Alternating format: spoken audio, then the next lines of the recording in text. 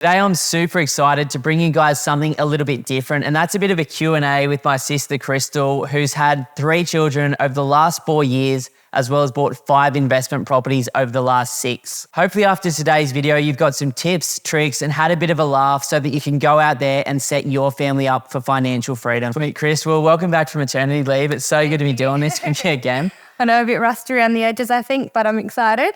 For sure. So I'm fully putting you on the spot right now, but when did you go out there and buy that first property? So the first property we purchased was in 2016, coming up 7 years or so ago, with my husband, Matt. It was just the two of us at that point in time. Sweet. And tell me a little bit about that first property and how it felt getting into the market. Yeah, so it was a bit of a renovator at the time. We weren't sure whether or not we should be buying it. It was super dodgy. It was just the two of us. We hadn't been together for very long, but we're at that crossroads of like, we want to move in together. Do we want to rent, or should we just jump in and do this?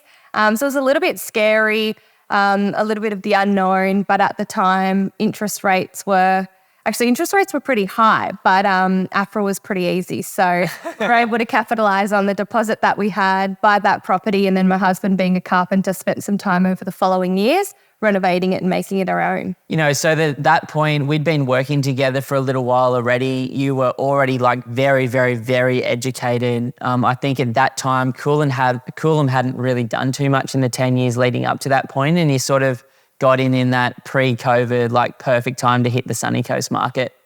Yeah, it was a little bit scary. None of our friends were buying. They were all continuing to rent. Everyone thought it was expensive. And looking back, we could buy a property on the Sunny Coast sub 500K. I think you'd be laughing. So we definitely got in at a good time, utilised our fundamentals like buying in a good suburb, looking at suburb averages. The neighbouring suburb, Yurumba, had gone absolutely nuts for a few years in the lead up, and we were kind of wondering why the area we bought in Mount Coolum hadn't done so much when it had good schools, good infrastructure, walking distance to the beach.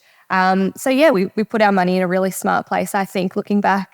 Awesome. And, you know, obviously this is pre-kids at this point. Like, why did you start investing in property? Like, what was that all about? Because you're only in your, mid-20s at that point, early 20s? Yeah, so I was, I think, 25, maybe 26, and Matt was approaching 30. I guess we had really similar values. We knew we wanted to do things while we were in a position to work full-time, capitalise on good income, capitalise on big hours of working weeks and things before we had kids. Even though it was pretty fresh into our relationship, we thought, this is the time we've got to make these decisions. And we bought that property, and then we'll go into it in a bit more detail soon, but 2 other properties within the next sort of 2 years because we knew we wanted to start a family down the line, and we just wanted to take advantage of the ability we had to borrow money before that came. You know, so tell me about the 4 other properties. Obviously the first one was your own home in Mount Coolum, but what about the 4 that you've done since then? Yep. So then from there, we bought a property in North Brisbane, in the Bayside area of Redcliffe. It was an investment property, got it for a really good price, and this was in 2017. Everything we've bought has basically been a renovator because Matt's a carpenter. We've tried to buy in the best possible location, the biggest block we could afford at the time, the best possible street for the budget that we had in the best possible suburb. But we were happy to sacrifice on the quality of house because of our situation and Matt having the ability to actually put some money into it. Love that. So you went and bought a couple of renovators on the beach down in that northern beachside peninsula of Redcliffe. And then what did you do next? Because I know, but I can't really as well. It's like a whirlwind. You guys did a lot really fast. It's been a whirlwind for a few years. So went from Mount Coolum for our PPR to 2 properties, 2 renovators on the northern beaches of Brisbane. From there, we sold a property. So our PPR in Coolum, we actually sold that to upgrade to what is currently our principal place of residence now. This was in 2020. So it was in the height of COVID. Things had kicked off in the March. We'd finished our renovation of our Coolum property around the July, August, and weren't really in the headspace that we're looking to sell, but we found this property online, an insane location. We saw a really big opportunity and no one was buying at this point in time. I think it had been on the market for close to a year. Wow. Everyone was scared. No one was paying attention to what the market was doing. And we decided to sell our home and jump into this home. So at that point, that was the fourth property we acquired. But to do so, we'd had a child at this point in time in 2019 and we were pregnant with our second. So for us to capitalise on the opportunity, we did have to let go of a property to be in a position to borrow. So we kind of hit our servicing peak at that three property mark and needed to kind of make a decision around restructuring our portfolio to then continue growing it. Sorry, did I get it wrong? Is it 4 properties that you guys have done, or is there one more? No, there is one more. So after we bought that, we upgraded our into a place of residence.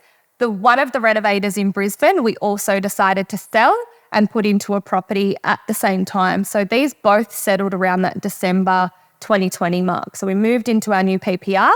We'd renovated another house in Brisbane at that time that we decided to sell.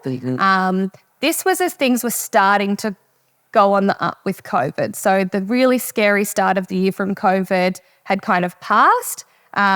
Things were still, I guess, a little bit weird in the market, but we wanted to sell that at the same time and put that money back into another renovator. So we kind of figured we'd bought this dog of a house, we'd spent some money on it, we'd held on to it for a couple of years, and for us to then move into another property and do the same thing, we did need to sell it, and then we bought back in at an entry level before things went too crazy. Okay, cool. So basically you cleaned up a place using your skill set, which was your home. You cleaned up an investment using your skill set.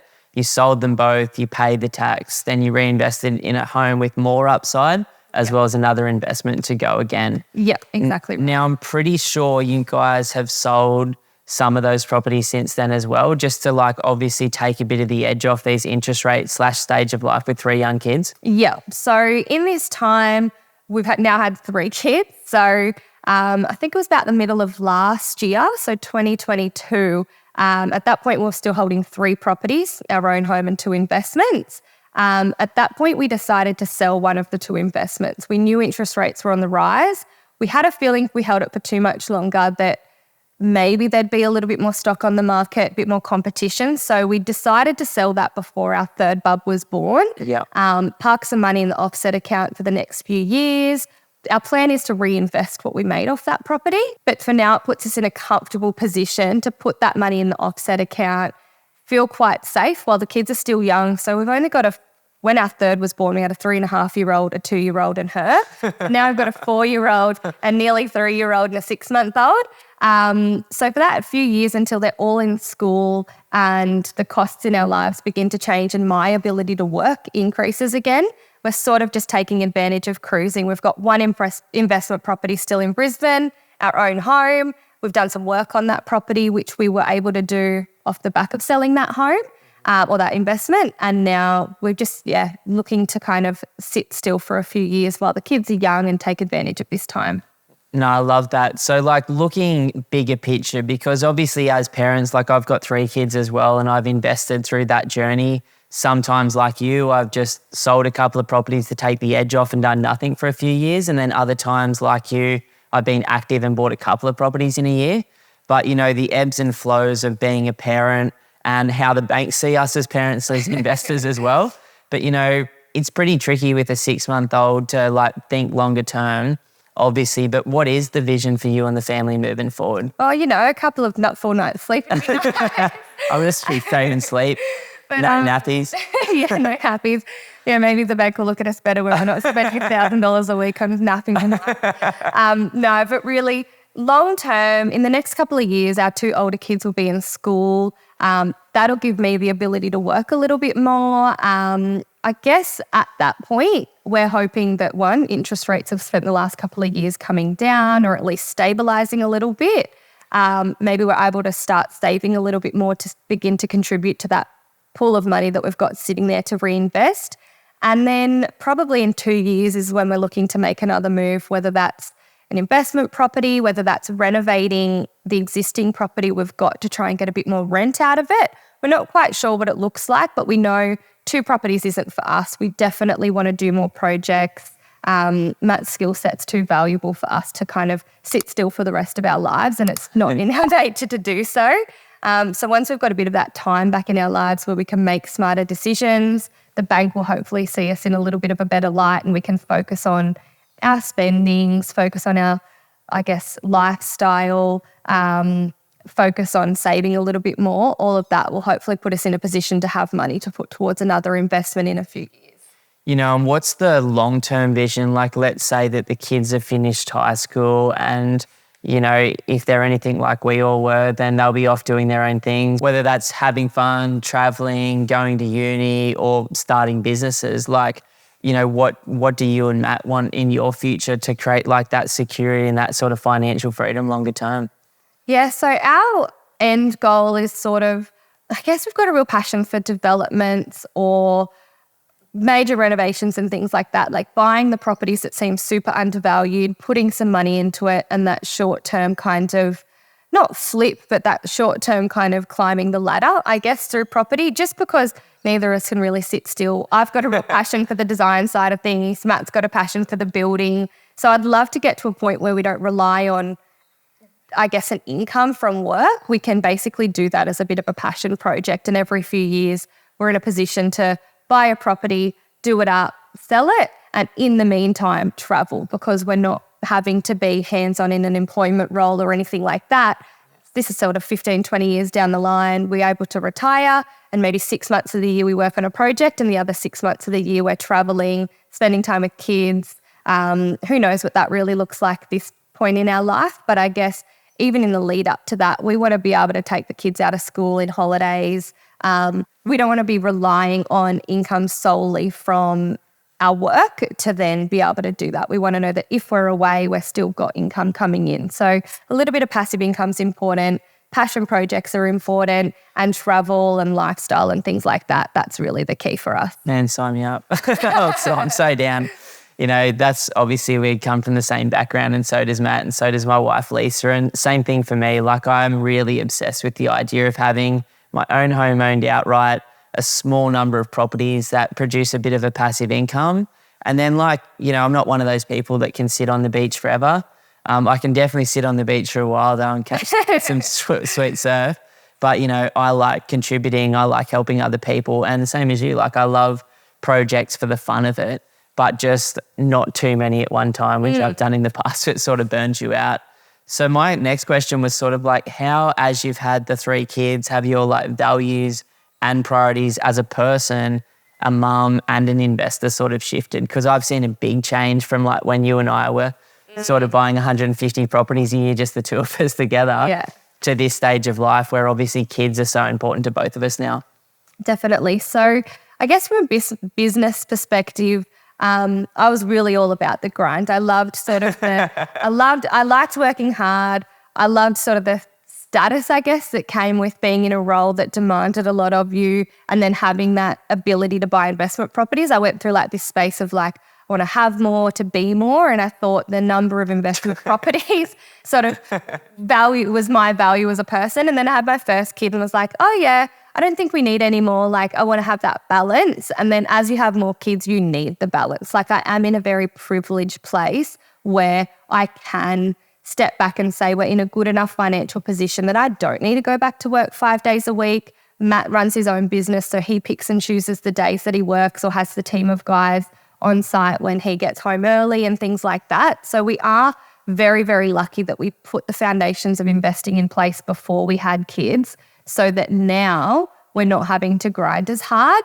For me, my priorities are now spending time with my kids, doing as much work as I can in as little hours as possible. So right now I've got a pretty good balance of just having to come to work 2 days a week, and I love what I do. I need to do something to keep my brain active and just keep myself sane a little bit. But I also love getting those days off with the kids, being able to go camping on the weekends and things like that. Whereas back in the day, probably 7-8 years ago, I would have been on the phone to real estate agents all weekend trying to get that deal.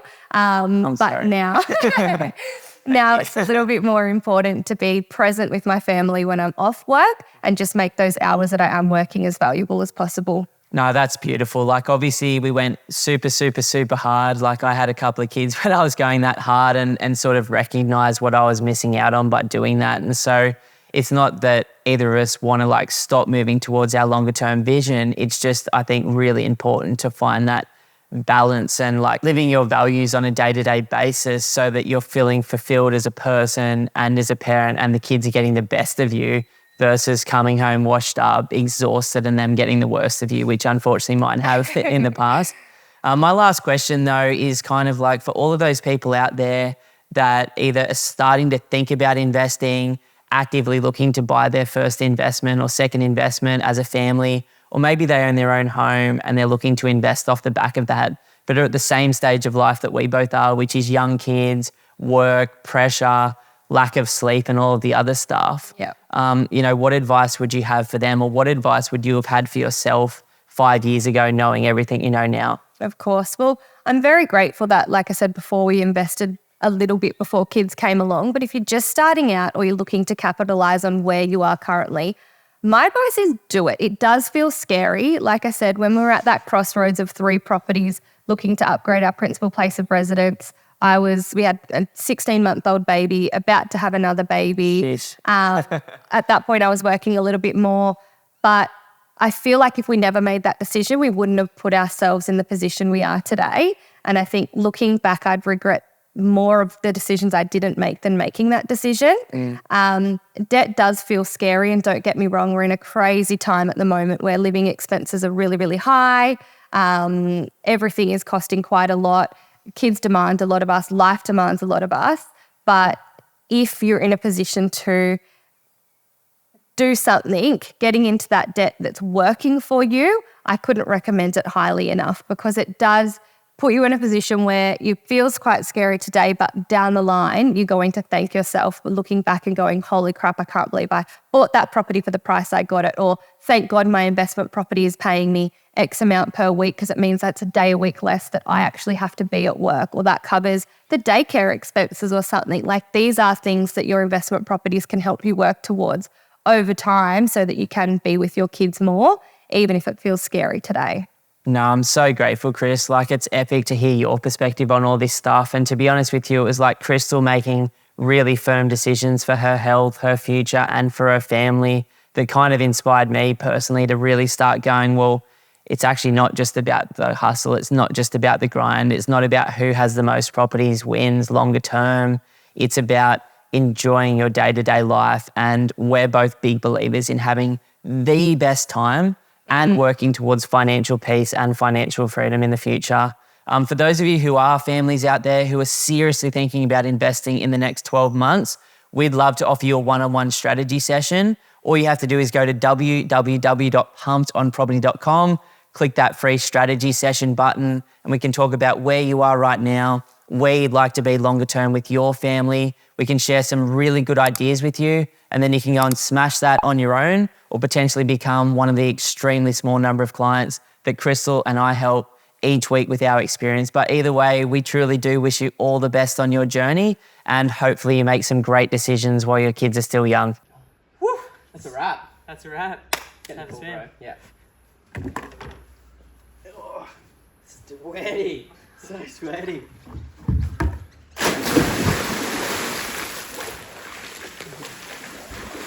Oh, that's good. Look at that. So nice, eh? Oh.